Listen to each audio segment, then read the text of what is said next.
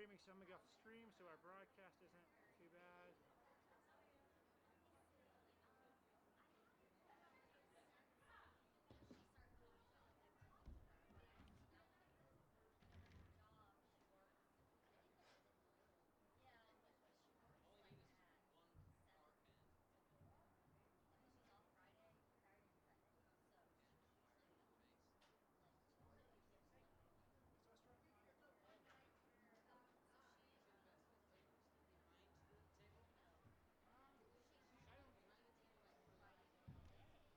Can you see me though?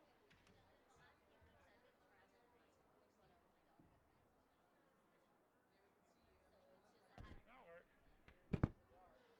We'll do this.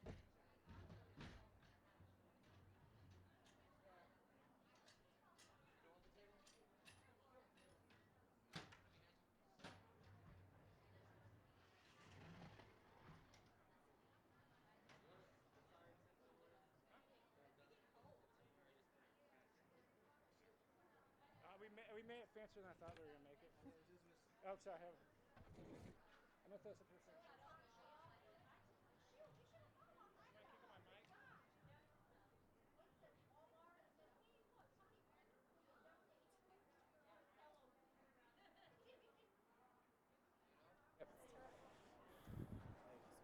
We've got no presentation. That's fine. I'm gonna do the slides. What do you want me to put up there? I'll give you a second. Hey, can you hear me? Hey, thanks everybody for coming out tonight. We'll start in a few more minutes. I'm gonna give. It sounds like traffic was bad, so I'm gonna give everybody a few, like 10 more minutes, and we'll get going. Is that okay with everybody? Sweet. Thank you. Thank you for coming.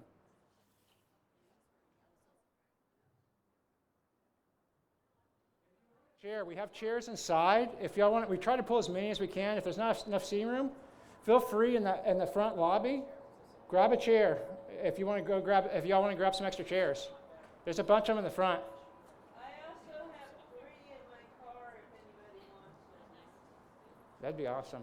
Where is your restroom? Straight in and if you go straight in to the actually to the left, and you'll come back around to the left again. So go in past the front counter, and the restrooms are right there. Okay, we'll pull up. Let me mute this.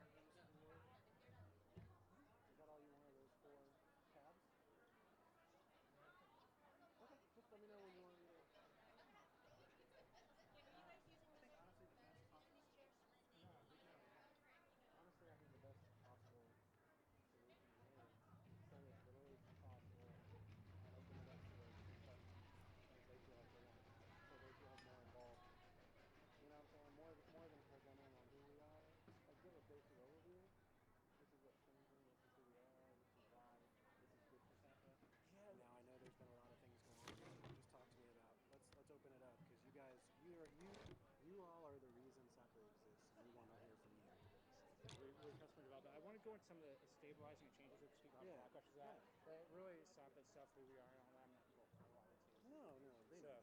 yeah. But, Whatever you think, man. yeah, and then I think you'll get the best response from everybody if you open it up for the majority of the time. I'm going to try to keep this pretty short, but there's some things I want to talk about and set some expectations. We'll talk about that with social media. So, because we have a lot of questions I've been getting for the last couple of weeks on the different things, and so I'm going to try to keep it down to that. Let's see. Is the live stream working? Yeah, the live stream seems to be up.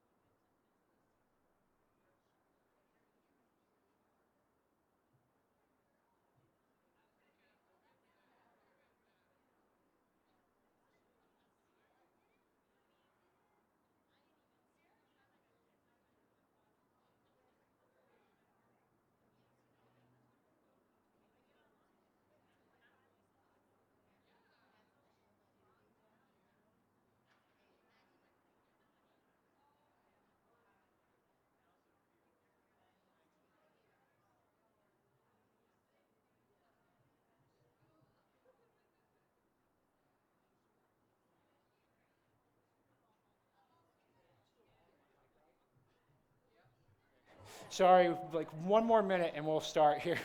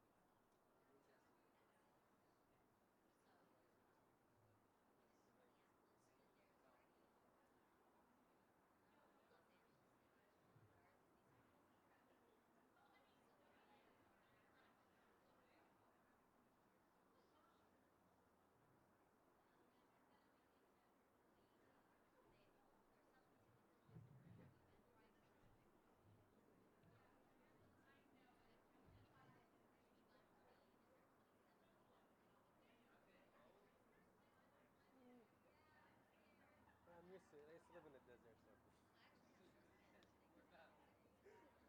Saudi. Saudi Arabia. Yeah. Real cold. I'm not sure.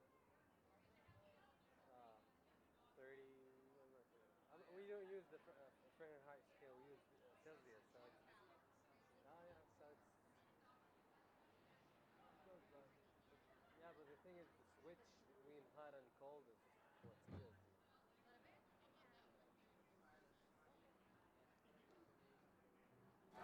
Okay. Ready? Yeah, ready. Okay. Sorry, everyone. Thanks for waiting. I apologize, but I will go ahead and get started here. I want to just, bear with me, this is my first time doing one of these, so obviously next time we do one, we'll get better. But I want to just I think everybody here has been involved in SAP in the past or has kind of an understanding of what SAP is, correct? So just in case, we're one of the largest no-kill animal shelter systems in San Antonio. And we also have our sister organization in Austin, the Austin Pets Alive. So our mission is to take in 7,500 animals a year from the city of San Antonio, and to give them medical treatment and other things, and turn them into highly adoptable animals. Our mission has been and remains to be take the animals that nobody else wants, nobody else can take in, and turn them into very highly adoptable animals. And beyond that, my background, there's so much more these animals give back. They give back in so many different ways, and we have people like Matt over here. We have some other people that are actual behavior teams that work with the animals, and we're trying to rebuild those and do so that we can work with the community to help train service dogs, to do children's programs, to do other things. And so these animals give back in so many different ways. There's a human side to this. And I think that's the amazing thing about San Antonio Pets Alive and the other organizations and the no-kill system here in San Antonio, that we give so much more than just saving these animals' lives. We give back to the humans and the lives that these animals touch. So it's kind of the reason why I came to this organization. I think it's an amazing mission, and it's an amazing opportunity. So SAPA, the reason I set this up is, a lot of you know San Antonio Pets Alive went through a hard year. We had a really rough year, and not even just financially, but in the sense of we had bad leadership. We had some bad things that went on with the organization. And so I wanted to set this up. My background, who I am, I'm a tech entrepreneur. I'm not a shelter person. People ask me all the time, when I first came in, they're like, so why would they pick you instead of somebody that's run shelters? And I said, if you want to run a shelter, like a shelter, hire an animal shelter person that's going to constantly struggling to stay afloat, it'll be constantly struggling to meet its goals, and it's going to be a constant struggle. If you want something that can turn into a sustainable, scalable, and viable model that can expand beyond your dreams of what it can do, then hire a tech entrepreneur that restructures organizations, takes nothing and turns it into something. And that's my goal with this. But it's not just me, it's our team, it's the community. I said, it's every city is unique, every place is unique, and I think it's something that's critical for us to understand that we need our fosters. The reason SAP is successful is because of our fosters, because of our volunteers. And in the past, there was all organizations do things that are wrong. All organizations screw up. We're human. We're going to make mistakes.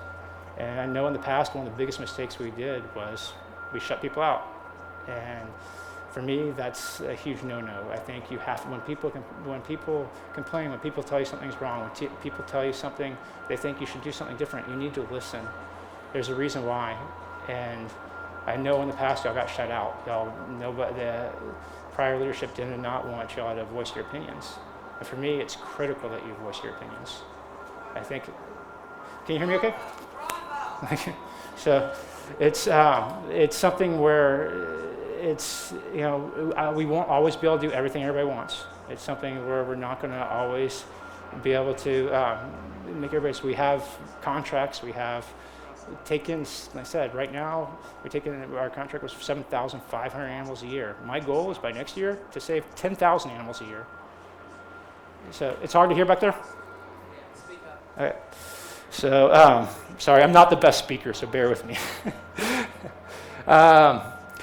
So restructuring. So when I came into SAPA, like I said, I saw this amazing organization that can give back to San Antonio in so many different ways, and there's so many different things I want to do, but there was a big mess.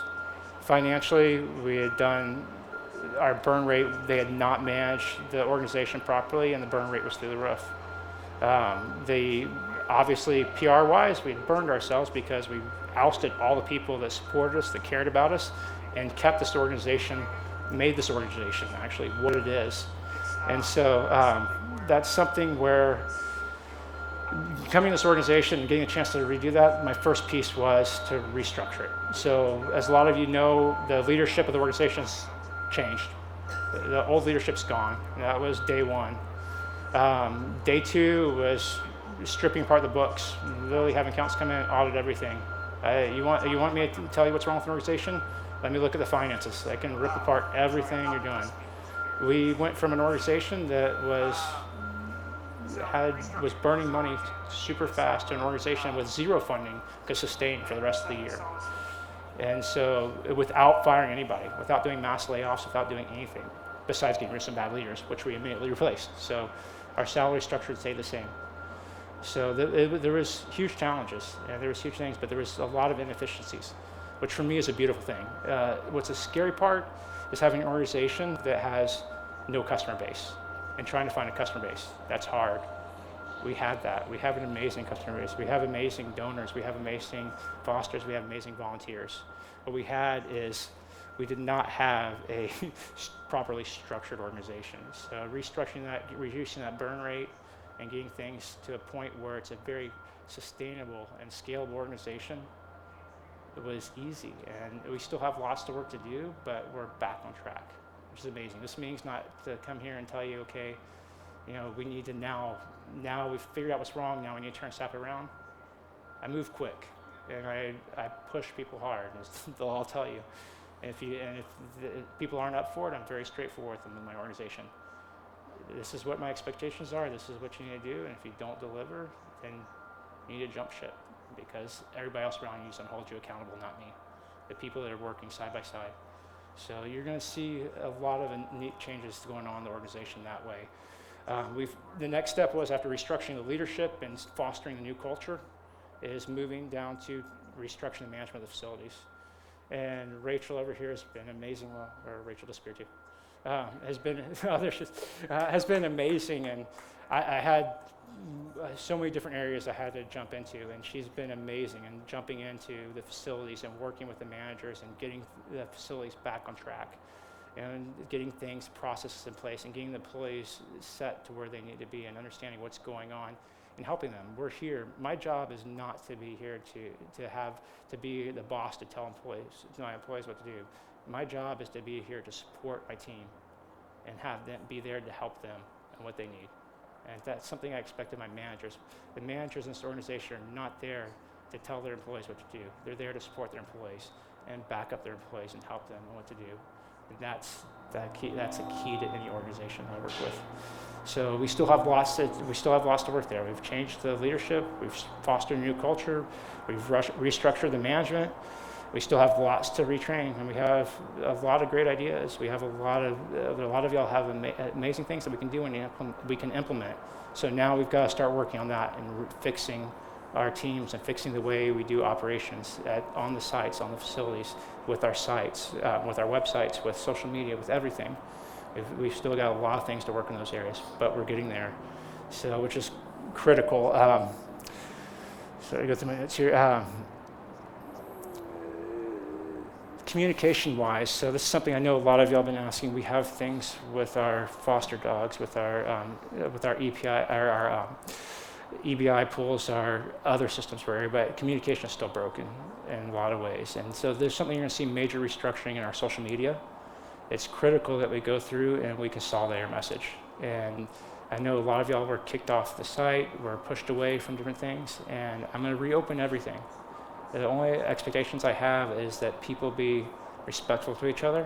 Understand, one thing I see, it's really interesting, I don't see in the technology community, but I see it in the foster community, is that everybody here wants to save animals. They want to save as many animals as possible, but they disagree over the simplest things. And one person wants to give a shot in the right arm, one person wants to give a shot in the left arm. And they'll sit there and fight and both say, well, the one that's doing the right arm says, well, you're killing that dog because you're not doing the left leg, should I say. And so they say, and the person giving it to him wants to do it on the right, saying the same thing. They're sitting there, they're doing the exact same thing. It doesn't make a difference which leg you give the shot in, but they just, instead of supporting each other, instead of backing each other, agreeing to disagree, they just tear each other apart. And that's got to change. There's so much amazing things this community can do. There's so many amazing people. It can save so many animals and give back in so many ways if we just learn that sometimes we're going to have to agree to disagree, but we still have to carry on with the mission. And that's something that's really important to me. So that's something that, with our messaging, with our social media, I've got to get down and get our main pages so it's not confusing what we're doing, what our mission is, what's going on. Our main page is going to be just all our posts with what we're doing as far as events, as far as changes within the organization, other things like that. We're going to have a separate page for all our adoptables, which are ones we've already pulled that are not the EBI list. They're actually the pools that we are in our system ready to adopt. And then we'll have another page that's dedicated just to fosters. And y'all, and that page, y'all can freely communicate. Everybody else, anybody in there, it's gonna be a private page where if there's complaints, there's problems, there's things, or they have ideas, anybody can be free to talk. Like I said, the only thing I ask is that people be respectful to each other, but it's something that's really critical. On the main pages, we're going to have that lockdown. Only one employee will be posting. So there won't be confusion with 30 people posting the same thing, but saying it 30 different ways, which is causing so much confusion. And then our volunteer page, which will be semi-private, semi-public. We'll pick the posts that are public, but the volunteers will have freedom to speak, to talk about what they want, complaints, suggestions, comments, everything. We need to hear it. It's important. So, but we need to also make sure that people don't see something getting posted on our page by a foster volunteer that didn't understand the whole side of it, or even one of our employees is posting something that didn't understand the whole picture and it gets miscommunicated.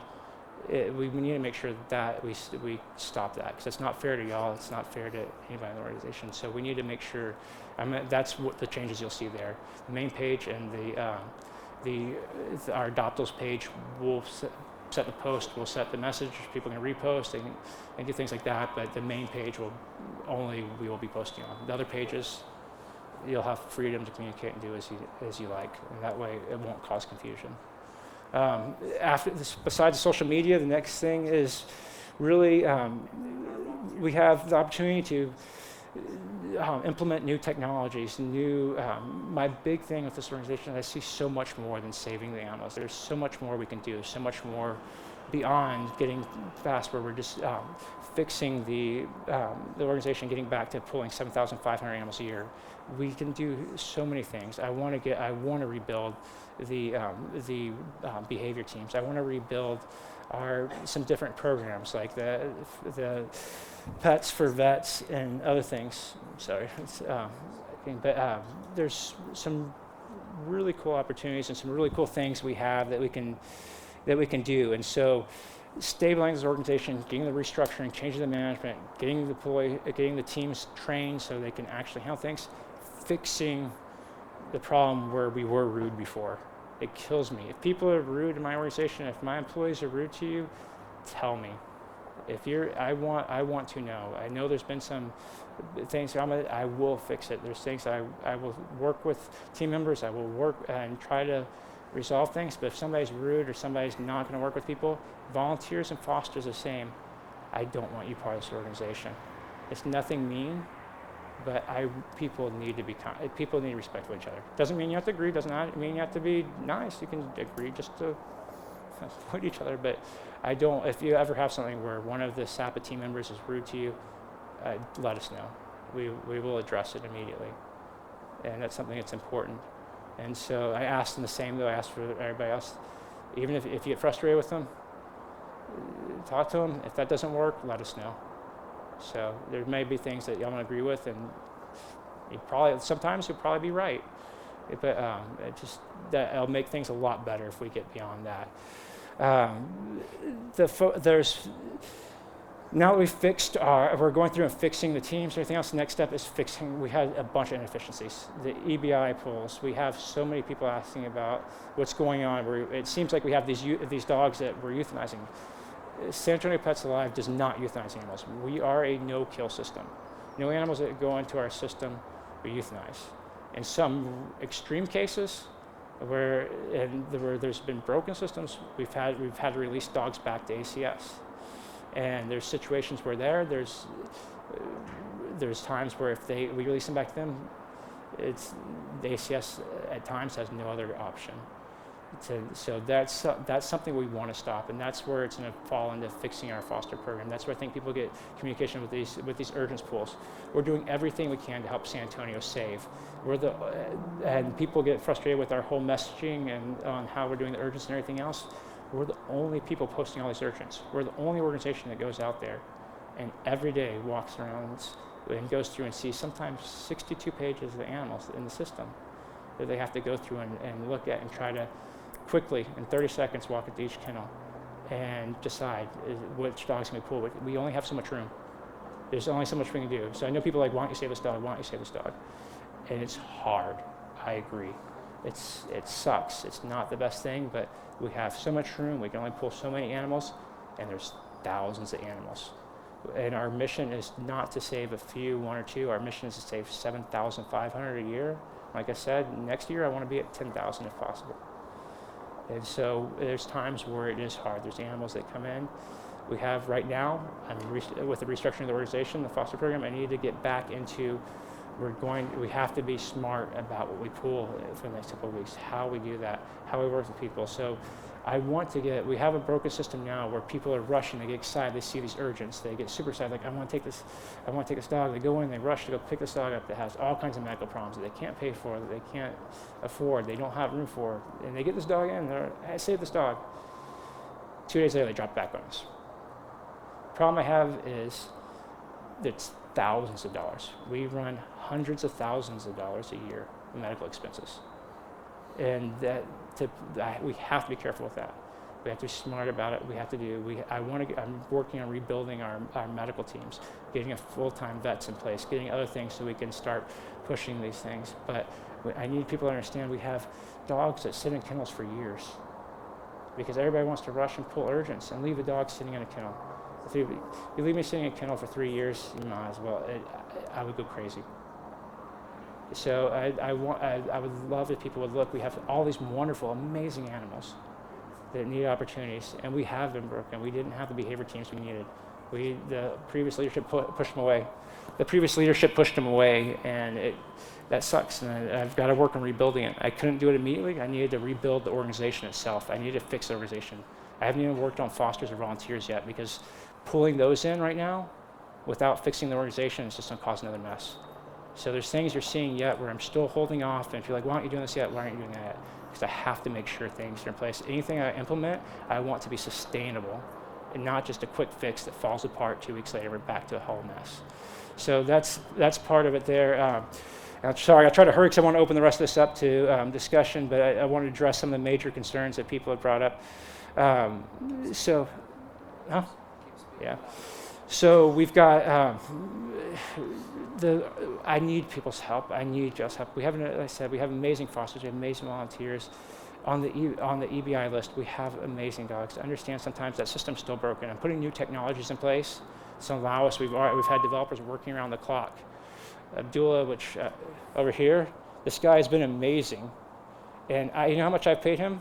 Not a penny. He's been an amazing volunteer. And he's a master's program. He's a master's student that has done in 2 weeks implemented stuff that other organizations would take months. There's another gentleman, Mars, which is not back there. The giant fro. This gentleman back here.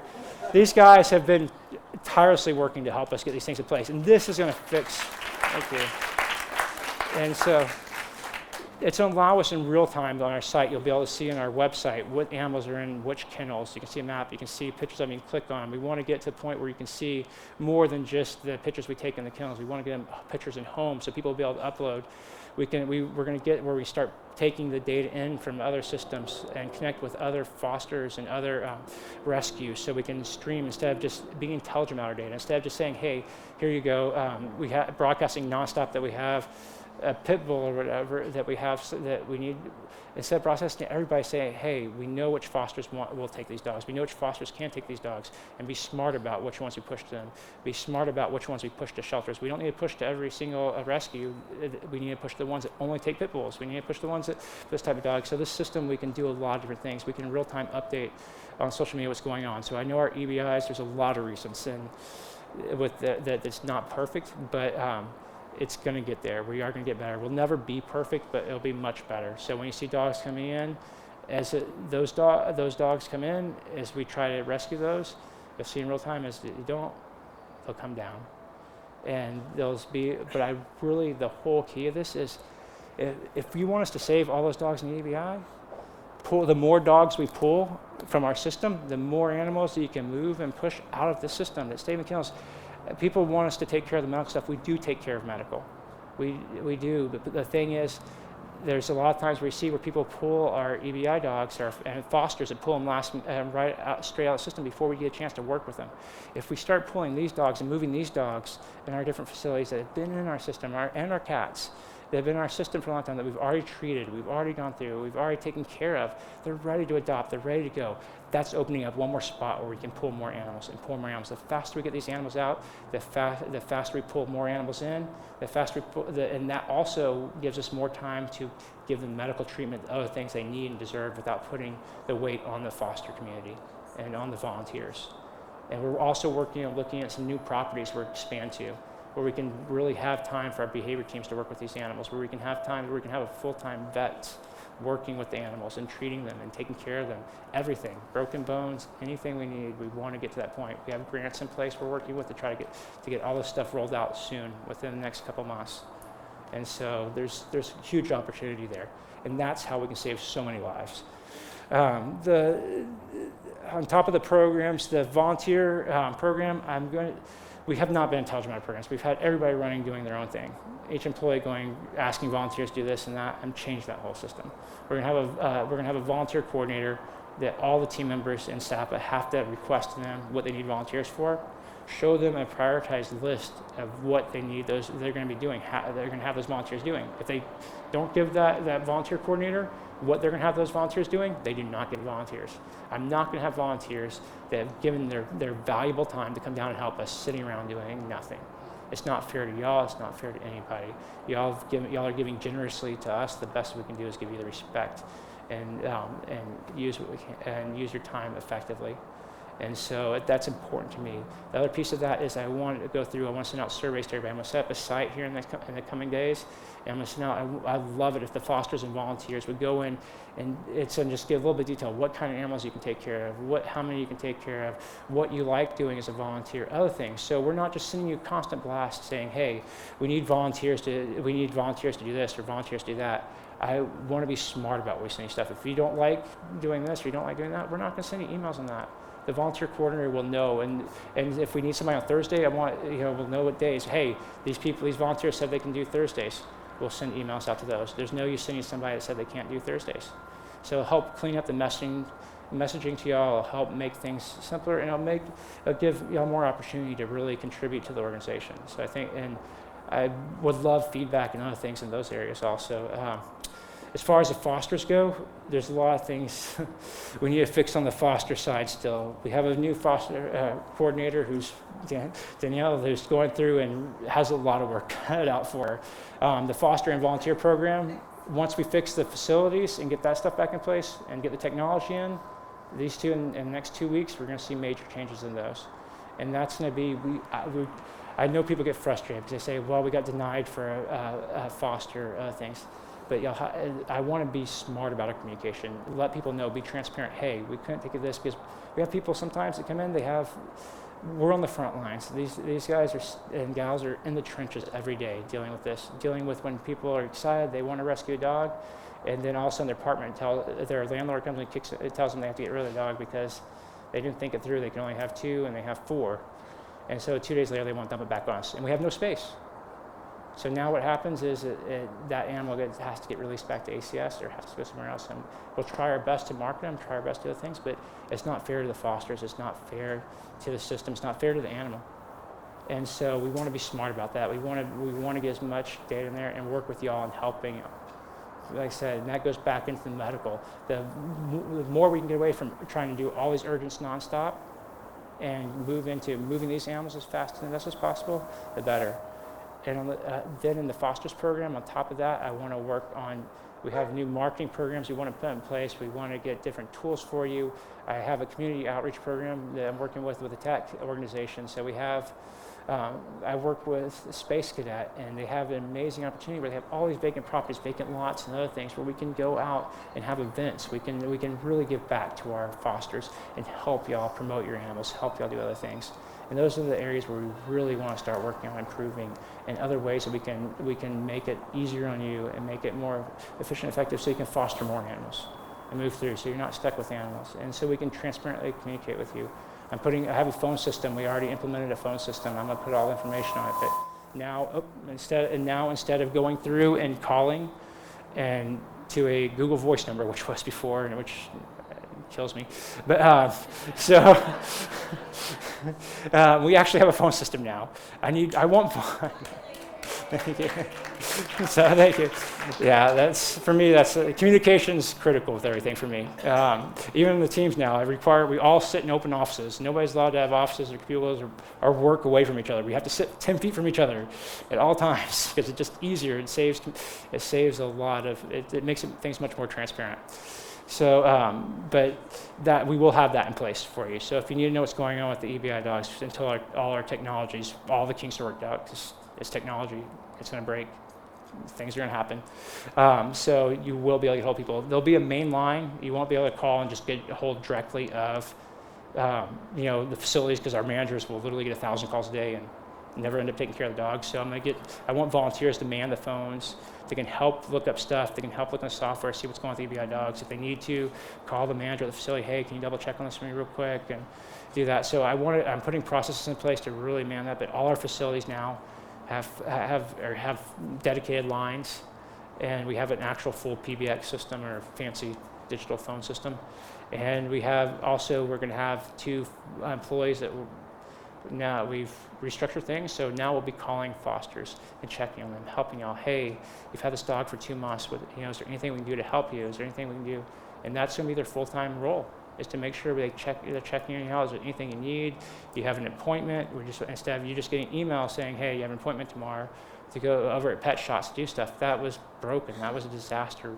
I want these people reaching out to you and reminding you, double checking. If you can't make it, Pet Shots has been so kind and helped us with giving so many other hours to us. So I want to work with them. I want to help them, and I want to make sure that we're communicating with you, we're communicating with them, and we can make sure that we can get animals where they need to be. So that will be in place. And that, as far as what's next, and I'll open up to everybody to ask questions and from there, and comments, feedback. But there's so much more we can do. Getting the behavior teams back and forth is critical. That's going to help us with the EBI pools. That's when we're going doing the walkdowns. I want people going down with them if we can, and seeing. So we're trying to do quick assessments. We're doing them properly. We're making sure the animals are not getting.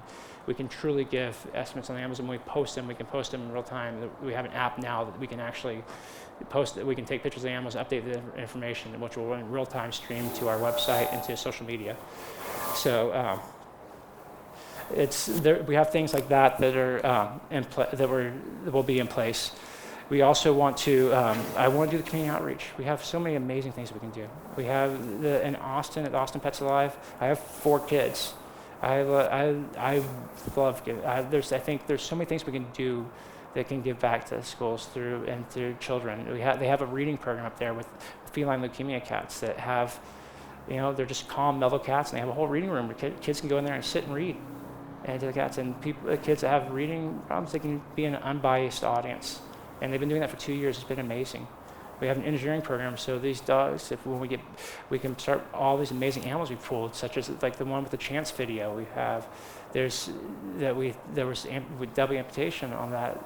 You have these engineering students can go through and design and build wheelchairs, do other things. So they have engineering projects they can learn and test and see what's going on. It gives them real world experience. All our software, everything we're doing now is open source. We have an amazing tech community. We have amazing people, like the 2 I mentioned, and others that are willing to give and do so much as y'all have. And so I want to give back to them. And the way we can give back to our fosters, the way we can give back to our volunteers, our donors, give you credit. Show what you've done. And with the tech community, open sourcing everything, anything they work on, anything they help us with, all the software we're talking about, they can use that on their portfolios. They can use that code for what they want to do. It's to help, if they give to us, I want to give back to them. And the least I can do is help them get a job, help them get funding, help them do other things. And so those are really important. The community outreach, we have the ability to use I want to expand SAPA into all these different facilities, all these different areas. And we have the ability to do it. We have our main locations right now with 151 Marbach and the P. Jolly Center, and we have our Petco locations. But we have the opportunity to be in so many other places. And I want to get to where these facilities are not just about the animals, but also about the community. And so I want half the facility to be to the animals and half the facility to be to the volunteers. They're coming in and helping. So we can do community coffee shops. We could do community workshops. They can use that space for whatever they want, whatever the volunteers, whatever the community feels like. That space is theirs. And that gives them incentive to work with the animals, incentive to be there with the animals. And if they want to set up little farmers markets in there, they want to do Etsy stores. We've already opened up the front of our building. I moved all the glass cases, everything else up front. I want to give back to there's so many of y'all are creative and crafty and have Etsy stores, other things like that. All those cases up there, we have thousands and thousands of people come through our facilities. If you want to display your stuff, get with the manager. We have things up there, display your items that you're making, display what you need. It doesn't even have to be animal related. It can be anything. Put them in those glass cases. We want to help you. We want to promote you. We want to give back. And so those are the areas we're going to be going. That's the things we're going to be doing. So I'll try to cut it short. Sorry, I'm going along with that plan. The last thing I was going to show you is this is my call to action I'm asking for the community. So this event alone, I was amazed. I honestly, bear with me, it's kind of crazy. I was thinking maybe 50, 60 people would show up. We had like 150 registered to attend. We had 57,000 click on the link that went through to the Facebook and to the Eventbrite page. 53,000, which is crazy. So we think about this. If we did everybody in this. Hello.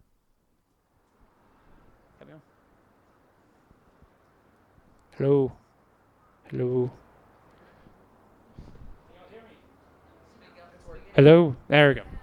Okay.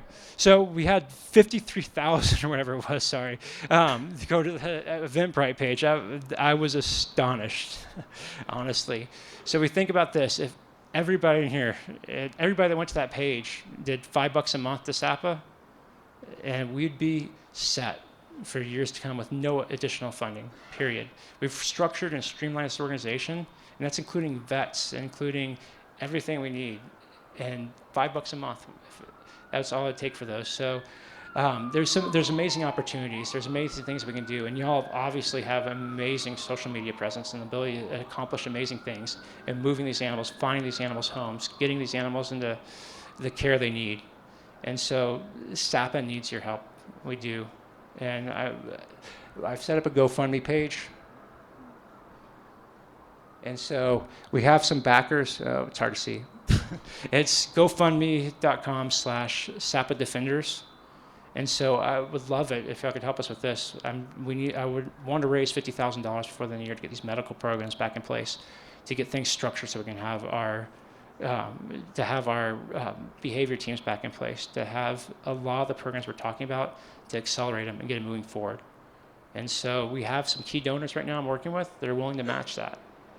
So if we can raise that, we should be able to match that, triple that. So that's something I know we've had a lot, there's a lot to deal with right now with SAPA, but I would truly appreciate your help on that. How Young Protus, what we can do to help raise that money would be amazing. So now I will open up to questions.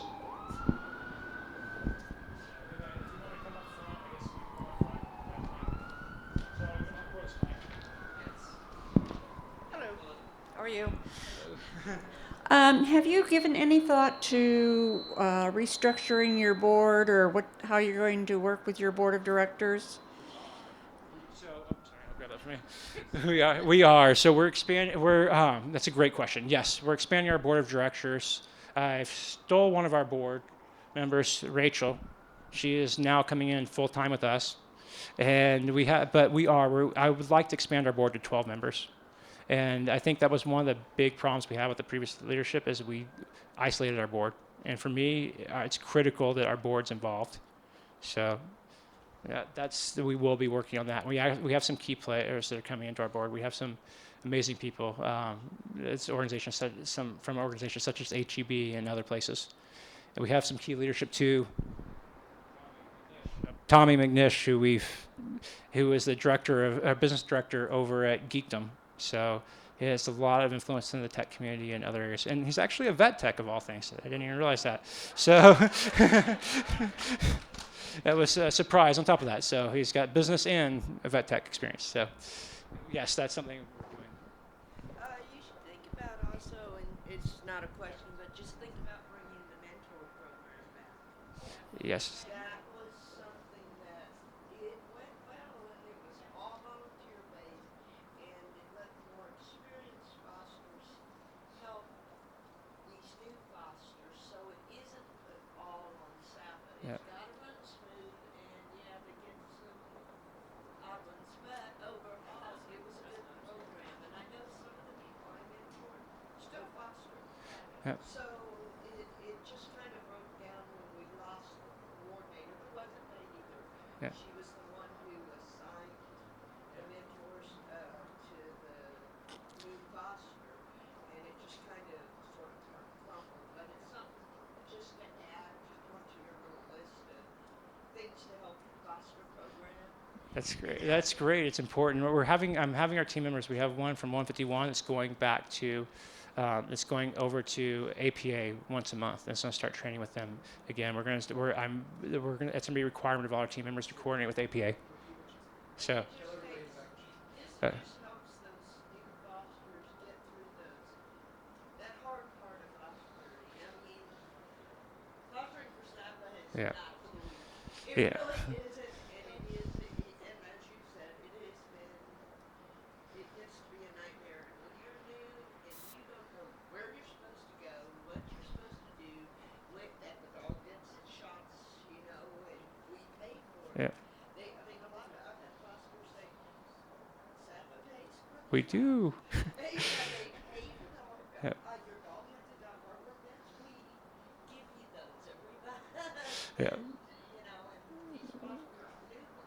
And that's a great point. So she was saying about the mentor program. We need to put that back in place, and that's very valid because I think in the past we thought SAPA was the employees and the team and SAPA. That's not SAPA. SAPA is everybody here. SAPA is the community, and that's what we forgot. So it is important. Yeah, the fosters and the volunteers Yeah. are the backbone. I mean, all of us who do it, and I've been with it since almost the beginning, so I've seen it at its worst. And they are the ones who need to be told what to do. When they're given an animal, here's an animal. Don't get, here's the handbook, and they're gone and they don't know. And, there's tough ones stuck around that ones. That's right. If you want to come up, feel free. Sorry.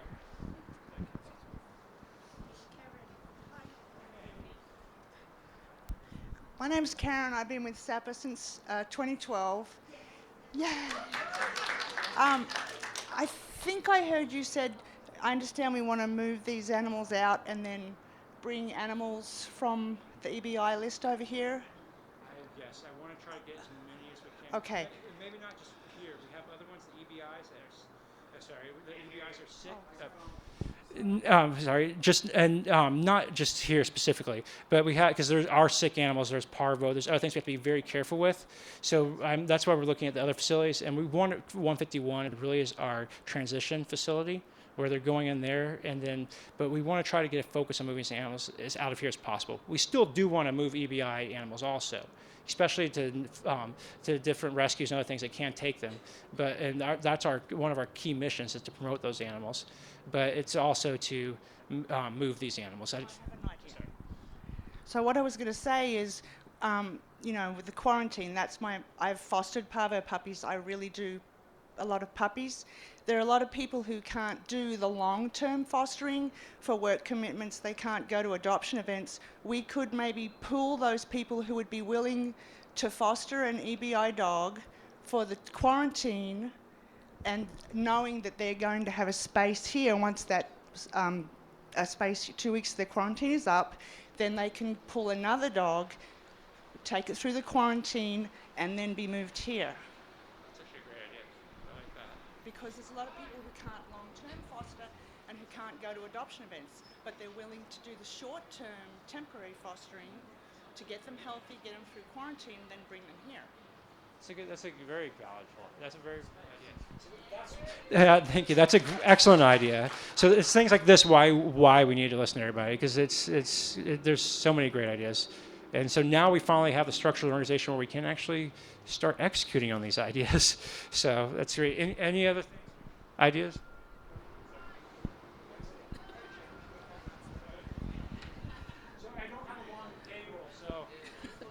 Sorry. My name is Sharon. I've been with SAPA since the first and have been fostering. I tend to do a lot. Okay, I tend to do a lot of medical fosters because I have a medical background, so I know not everybody can handle doing a lot of the medical. And I was wondering if we could talk a little bit about the medical, because in my opinion, the experiences that I have had have been horrible and substandard, and the dogs didn't deserve the torture that they went through because they didn't have good medical. This little girl right here, this is Chicklet. A lot of you know Chicklet. Yay, Chicklet! I had Chicklet for a year, and they just kept putting a Band-Aid on her, She almost died a couple times from a pneumonia, and if they had done one single blood test on her, we could have fixed her. But it took me spending thousands of dollars, and I don't expect SAPA, I never asked for SAPA to give me that money back, because I love her, and she's now mine. Everybody was telling me for years, go ahead and adopt her. But the thing is, we could have fixed her right away if somebody had looked at her, taken a little bit of blood out, and found out what was wrong with her. And then she could have been on some Doxy, which doesn't cost us that much. And it was just over and over and over again, because, and luckily I am in a place where I can spend the money, because I couldn't stand what these dogs were getting put through.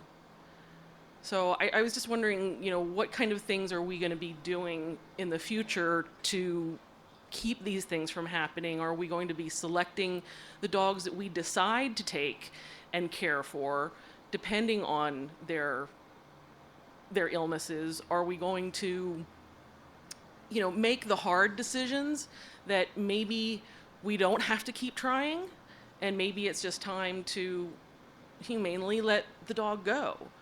Because I've had more than one where over and over and over again I kept saying, it's time, we don't need to put this dog through this, but they didn't want to give up. And that's a great point, because we take the dogs that nobody else wants, and the cats and the animals that nobody else wants, and so that means a lot of medical, a lot of treatment, a lot of things like that. It's part of the reason, one of the things I have right now, actually, this gentleman's a recruiter, headhunter, and he's looking to get us a full-time vet, and I'd like to get a couple. I'd honestly like to get to the point where we have 2 full-time vets, and we have a couple of vet techs. We have an amazing opportunity to do that. We have amazing people that are willing to volunteer, and we have amazing organizations like Pet Shots that are working with us. So we do need to get that back on track, and it was broken. I'm looking back, I've been in this organization 4 weeks, and I've seen there's some of the things that happened in the past, and it's a new time. It's a new leadership. It's a new organization, and when things like that start coming back up, we need to push them out immediately. So if there's situations where it's going to take a little while to get vet, it's going to take a little while. We have some grants in place. One of them we got approved for, and we should be getting that. But I'm not putting the money into Marbach. The people that have seen Marbach. No, I'm not going to put money into Marbach. I'm sorry. I'm going to get us a good clinic. And so I'm working hard on that. We've actually been looking at some property. We've been looking at some other areas. I want to get set up properly where we can really help our fosters in that way. And not only that, pull these animals. I don't want to be at a point where we can't pull animals that were at high risk. I do want to be, if we have, there's going to be times where there's 70 animals that we have to choose from that day. If there's ones that are going to cost thousands and thousands of dollars, and there's several highly adoptable ones, there's going to be times where we're going to have to make hard decisions. And it just depends, but we want to. Like what you're saying, the amazing thing with the fosters, we have a group of fosters out here that can take the medicals and stuff like that. So there's amazing animals that do get saved, that nobody else wanted, that thought, this dog should have just been euthanized. And it shouldn't have been. So I do want to get those back on track. That GoFundMe, part of that is to immediately hire the vet and hit that stuff going right now. And so. For your medical, do you have an intake treatment protocol that you follow? It's like for my rescue, I have an intake treatment protocol. So every animal that walks in. I can't believe you can't hear me.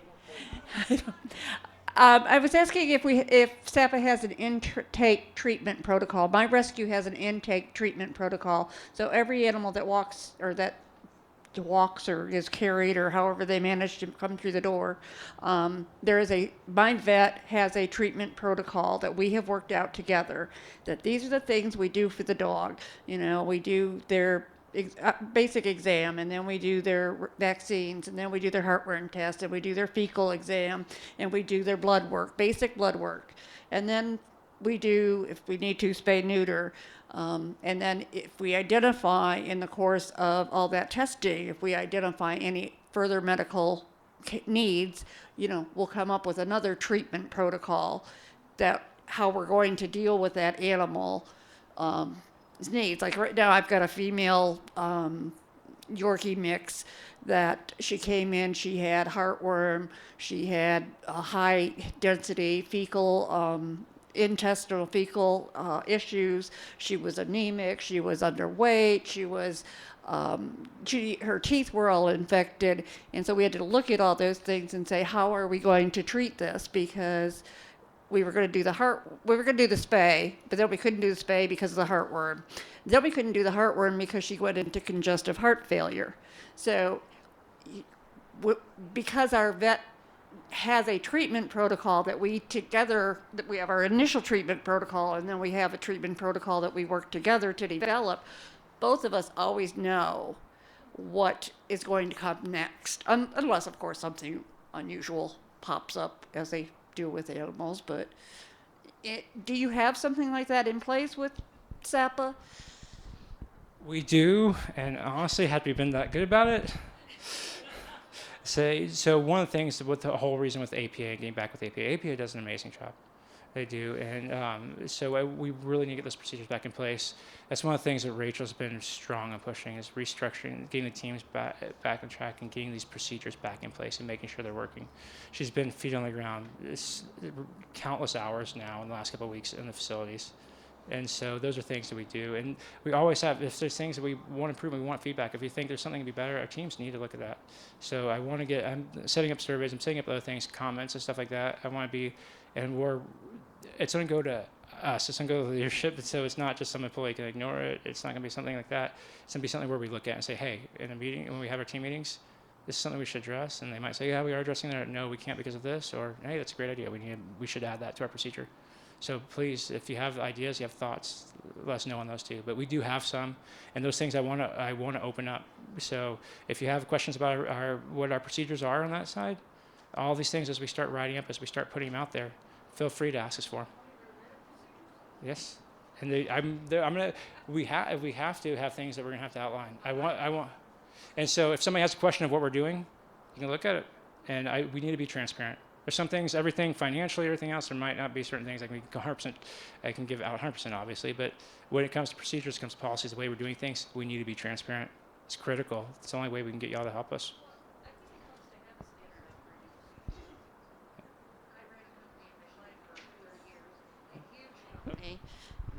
It helps to have a standard operating procedure. We used to call it our SOP, and when employees would come to me or volunteers would come or I'd overhear a conversation saying, well, what are we supposed to do? Or I don't know what to do.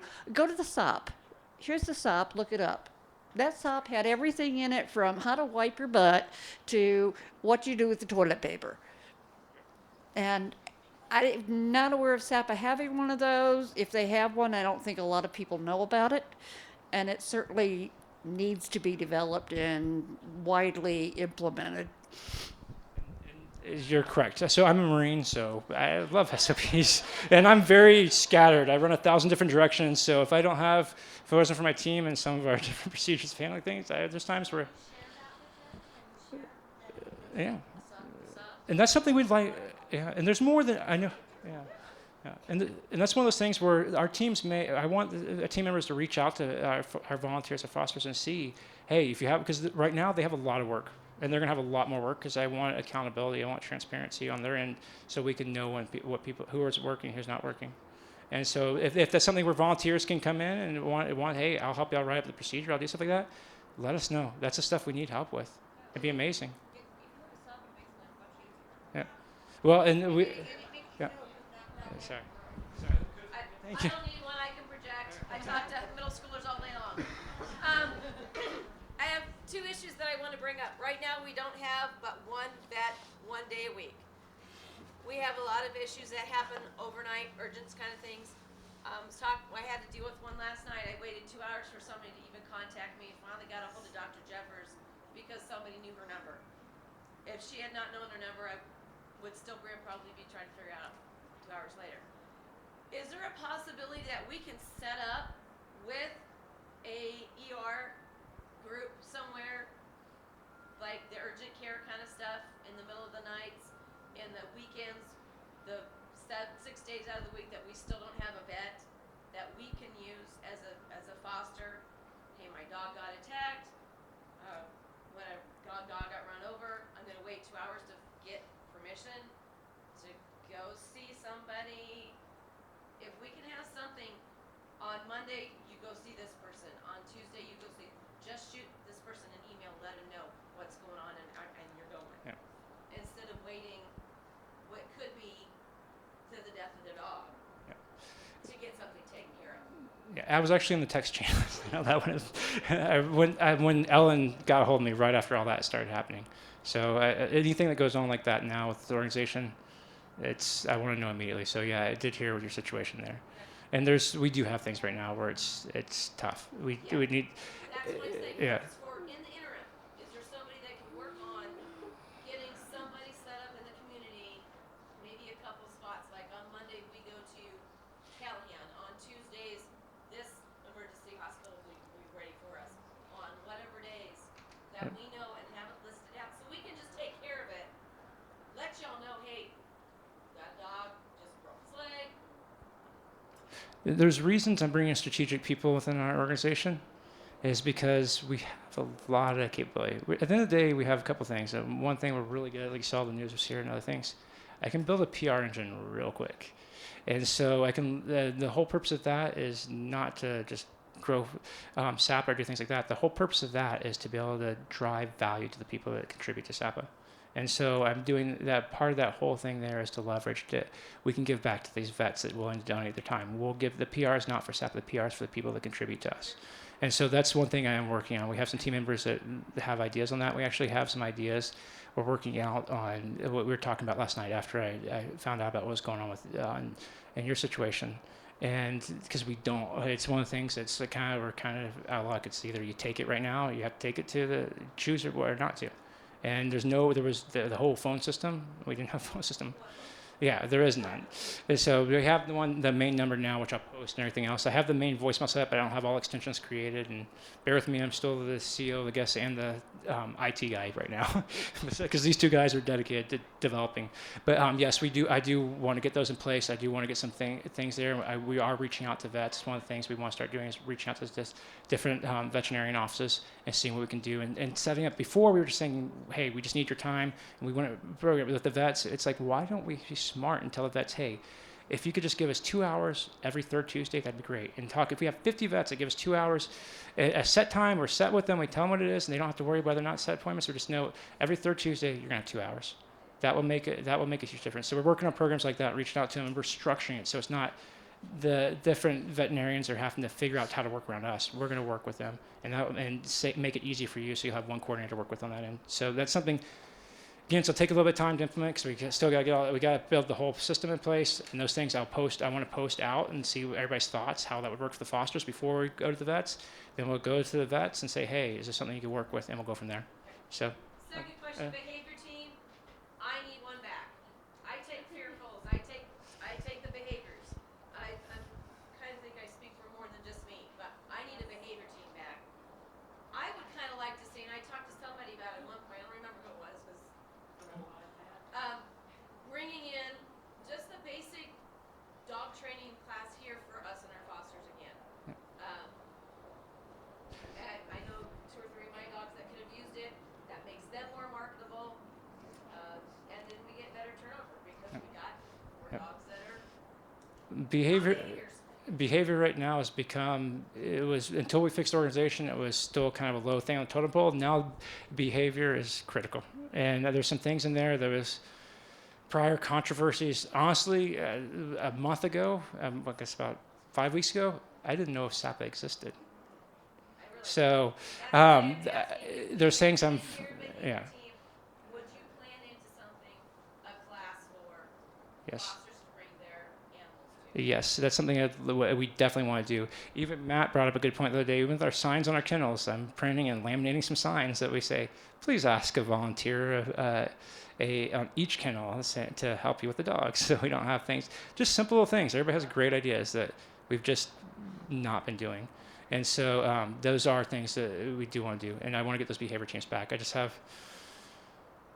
I want them back as of yesterday, but it's been more complicated than I planned on. So we are working on that. Thank you. Hi, everyone who I haven't seen in a while. Wendy Martin. Started with SAPA 2011. I had the first foster, Ruby. I miss you guys. Love SAPA, and I have to say I'm greatly encouraged by this meeting. I didn't think I would be. I was going to stand in the back with my arms crossed. So I'm impressed. You have a big challenge ahead of you. And I have a very poignant question because I'm looking at being a SAPA defender again. I haven't wanted to be a SAPA defender. And I need to know who's involved. And I need to know where Ellen Jefferson stands with this organization. I'm not asking this as a challenge. I'm just asking it as can you be transparent and give us an idea of where she stands now? And part of my thing coming into this organization, I'm a stickler about certain things. And initially I thought maybe this would be just something where, as bad leadership, we could quickly transition, something they just want me short term and bring in a shelter person. And after analyzing before I came on the board, I realized this is something that needs long term. This organization needs stability. It didn't have stability. So one of my requirements for all my team members, myself included, is you need to be planning on being here long term. The pay sucks, the hours are ridiculous, and the craziness is at a whole nother level than I was expecting. But it's fun. It's only one of the top things I require of my people is that you have to have fun. And so I think that's something that's important as far as. So when I looked at this, I realized what was going on. One of the things I told the board when I come in that if you put me in this position, I have control of this organization. You understand that? Financially, if I don't keep it afloat, then you have things. But honestly, at the end of the day, it's going to be my organization to control. And the board, I'm giving the board's input, the board's feedback. The board has just as much from my team. I don't run organizations by directing my teams. My teams direct me. That's something very important. Ellen does have, I do want her advice. I do seek her advice. And there's already been a couple things we've butted heads on. In fact, Karen was joking with me that she's like, I'm going to drive Ellen crazy. So, but no, she has amazing ideas. She has amazing thoughts, and it's important that she's involved in this organization. She's important. She drives. This is her organization. The reason SAPA existed because San Antonio went to her and said, "Hey, we need something to fix this." She created it, and she has She's done amazing things to build models they're actually scalable and sustainable models. Everybody thought, oh, SAP was not scalable and sustainable. And the people, even the naysayers, like, oh, damn, it is. It really is. But as far as the direct organization right now, and then for the long term, this is the organization. But I'm never gonna make things myopic. I already had a situation where I wanted to do something. We had some very long-term stay dogs, and I didn't know what to do with them. And I was gonna make a bad decision. And my team said, Drew, you cannot do that. No. They're like, no. And Ellen said, absolutely not. And we were gonna have to release a dog, and they threw a fit with me, and I was like, oh, they were right. So there will be times I always listen to my team. I listen to our fosters. I listen to our volunteers. This organization directs me, not me directing the organization. I direct the mission and the vision of the organization and making sure it's moving in a synchronous fashion towards its goal. But I'm not going to be the one that ever is like a dictator of what happens in the organization. So she will have say-so. And a long way of saying it, I guess. Hi, my name is Evelyn. I had a question, is not to take anything away from the dogs that are already on the EBI list, but what are your concerns for spay and neuter? I know a lot of the people that are in the residence, they want spay and neuter. The city has grants for like 23 zip codes that offer spay and neuter, but the residents usually cannot get there or are uneducated, and that's what leads to the overpopulation in the shelters. I used to work for Best Friends for 2 years working on feral cats. We got 7,000 cats fixed. Just simply because we went over there, knocked on your door, and said, hey, do you have cats? I see them in your yard. You want me to get them fixed? And first off, they think, oh, you're the city. You're trying to take them. I said, no, ma'am. Here's my proof. Look, I drive a big old cat van. I'll get them fixed for you for free. Oh, my God, yes. I've been waiting for you my whole life. Okay, and so many times they've told me, okay, well, yeah, there's a bunch of stray cats, but I also have like 8 dogs. Can you get them fixed? And I'm like, I'm sorry, ma'am, I can't, but here's a phone number. Go ahead and call. Oh, well, I don't have transportation to get there. Ask a neighbor, ask a friend, somebody. But I think reaching out into the community is a good idea, because the spay neuter is what really helps to control the overpopulation. I completely agree. I think there's things there that we have. I'm actually, since I joined this, I've been part of the no-kill mission, or no-kill society, I guess, which is the Animal Defense League. There's a bunch of amazing organizations here, because SAPA is not the only one. There's many other great organizations in this community that are bringing San Antonio to no-kill. And Animal Defense League, Humane Society, even ACS and these other organizations have all their play in this no-kill. And so that part of that committee is the goal, is how do we do that? And we talked, how can we work together to help get this no-kill? And I think one of the things they've been talking about, and we talked about this last meeting, was let's get it. In Austin, they do a great thing where they do pick up animals and they transport them and do other things like that. And one of the things I told them is that if we want to move with that, I'll donate our van. We'll use our vans one day a month or whatever it needs to be, whatever they pick. And our paid employees do that, or volunteers that want to do it. We will contribute to that. And if we get vets with this, I'll contribute our vets. One of my requirements wants to be is that the vet that comes on staff has to give at least a half a day, one Saturday a month. And if we have 2 of them, that's a full day a month that they have to give on top of the regular schedule to give back to the community and different things, and not to SAPA, but actually back to these other systems, because all these other organizations are valuable. So I want to try to get back to them too. But that will help a lot with no.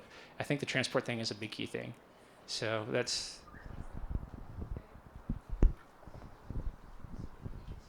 You're gonna have to come closer. We're ran out of cable.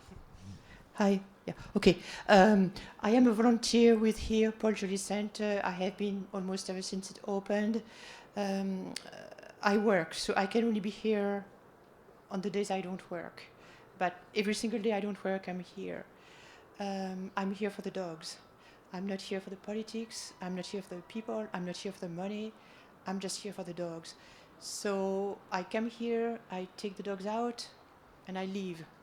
I hear conversations, I hear problems, I don't pay attention, I'm here for the dogs. This past month, I saw things, I felt things going down, I felt the tension. With the new manager, the manager we had before, the love was gone, the dogs were not taken care of, the staff members were not happy. I stayed, we lost all the volunteers. I stayed because I can tell this is going wrong, but I am here for the dogs. They need to be walked. I don't care if the manager has no love, no compassion. She's a freaking bureaucrat. I don't care. I'm here for the dogs. So I kept coming back, even though many people left. Just to give you a background, I like everything I heard tonight. I would like to tell you about the ground because little things help too. So as far as the ground, as far as location here, a few things would help tremendously that are very easy to do, that we used to do, that we stopped doing with those bad people that we had for a while that chased everybody away. We need to make sure that every dog is walked every day, because otherwise they're going to go crazy. I go crazy if I sit 4 hours a day, and those poor things are stuck, so they go crazy. Nobody's going to adopt them because they bark, because they are crazy. So basic thing is we need to walk every single dog a day. That's what we used to do before. One thing to ensure that is to use the tags, okay? Either at night or in the morning. It's very easy to do. It doesn't take any time. When you clean the kennel, you turn the tag to not walked. And then you have by the signing sheet, where the volunteers sign, you have a little note. Please, volunteers, whenever you walk a dog, turn the tag to walked. Because we have to know which dog has been. It's that simple, little things like that. I can think of that very sweet dog that looks like a monster because he hasn't been taken out for 2 days and he's barking. He's like, take me out. And we don't have, So the tag thing, it's a wonderful tool. It's basic, it's simple, it takes no money, no time. And we used to do it faithfully. That got lost with everything else. So this is one thing, the tags, extremely helpful. Another thing, we have those play yards. And before it got bad. And I am so happy because it's already getting better. The play yards, we used to use them to put the dogs that are high energy or big and just dying in the kennels. So right now during the day, I see the play yards empty. And I see that big guy Champ, he's like, I want out. At least put him in a play yard, okay? So those are two little things that could help a lot. Two other things that are not so basics, if you want. The love. The love had gone. When I talked to that manager, I won't say her name, she's gone, thanks God. I told her about a dog. There was no love, no compassion. We need people that have common sense and professional skills, but the first thing, we need people that are here for the sake of love of dogs and cats, okay? And Becky is here. I want to give her a tribute because Becky is nothing but love and